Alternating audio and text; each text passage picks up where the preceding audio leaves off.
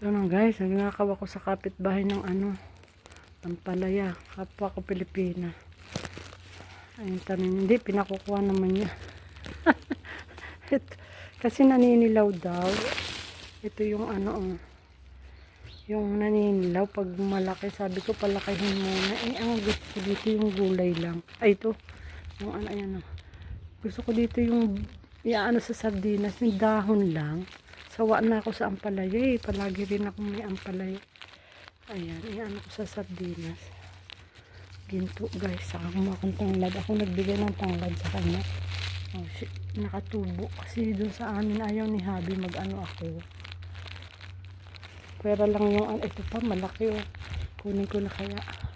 Kunin ko na rin. Ayaw ni Habi magtanim.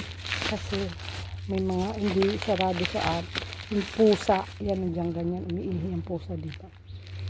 So ayun guys, yun yung mga dahon pa.